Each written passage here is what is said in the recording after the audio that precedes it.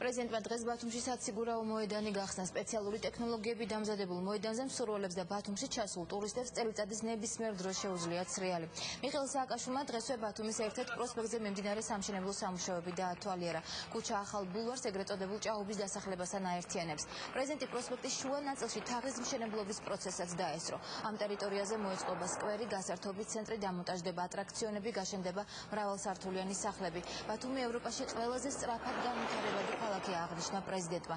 საუბრისას მიხეილ სააკაშვილმა ძველ ბათუმში პიაცას მშენებლობაზეც გაამახვილა ყურადღება. პრეზიდენტს დღეს რამდენიმე დღის წინ გამართული აქციის სახელობის მაისური ეცვა. მე ვარ დევნილი. ამ სახელწოდებით ზუგდიდში დევნილების მხარდასაჭერად ქართული და უცხოელი მუსიკოსები გაერთიანდნენ.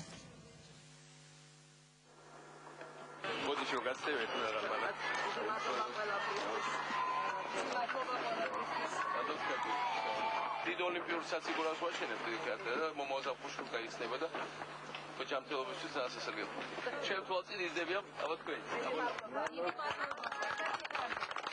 თავარია რაცაც ბათუმი ქმნის დანარჩენ საქართველოს და რატო არ ასე კონცენტრირებული, რომ ახლა მას უკვე წამოიწია თბილისიც, მას წამოიწია ქუთაისი, ანაკლია, მესტია, თელავში ძალიან საინტერესო განვითარება იქნება, ქართლში რამდენიმე ადგილზე ერთ სიტყვით.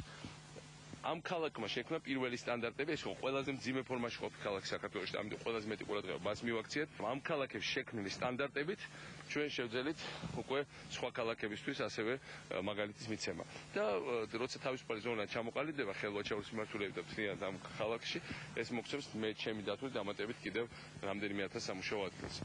საბოლოო ჯამში ეს არის სასწაული, რომელიც თვალწინ ხდება, ჩვენ თვალწინ, ჩვენივე ხელებით და ჩვენივე თავისთვის და ჩვენივე შვილების მომავლისთვის. გუშინ წინ იქ სკოლის მოწაფეებს ხვდებოდი და ერთ-ერთმა ჩემმა მეგობარმა პარლამენტარმა საყვედურ ნარევი ხმით ამირეკა ტელევიზორით ნახა, რომ ახლა კიდე უცხოეთში წასვლა შეიძლებაო, ეგონა რომ სადღაც ევროპის ძალიან მაგარ ქალაქში აქ რაღაც გამოსვლა. და რა თქმა უნდა, ჯერჯერობით აქ ხალხი არ ცხოვრობს როგორც ევროპის ძალიან მაგარ ქალაქებში. მაგრამ ასეთ ტემპით უკვე ჩინეთში არ შენდება შანხაიში ობიექტები, მაგრამ თავარი არის ის, რომ აქ შენდება 30-დან 50-მდე მაღალსართულიანი სახლი. ეს არის ჯერეთი ასეულობით თუ არა ათასობით დასაქმებული ადამიანის მშენებლობაზე და მე ეს არის რეალურად ბათუმის ეკონომიკაში და საქართველოს ეკონომიკაში ჩადებული ფული. ეს არის წარმოუდგენელი აღშენებლობა და მოდი გულზე ხელი დავიდოთ, ყველაფერს შეეხო კრიზისი მსოფლიო. აქაც ბევრი რაღაცა დააზარალა, მაგრამ თუ კი რომელიმე ქალაქ შეეხო ეს შედარებით ნაკლებად, მთელ ევროპაში არის სწორედ ეს ქალაქი, იმიტომ რომ აქ პრაქტიკულად არც ერთ მშენებლობა არ გაჩერებულა, როცა მთელი ევროპა არის გაჩერებული დღესვე. და არა მხოლოდ არ გაჩერებულა ზოგადად, შაბათ, კვირას, ღამე და დღე, წვიმაში და კარგამინში.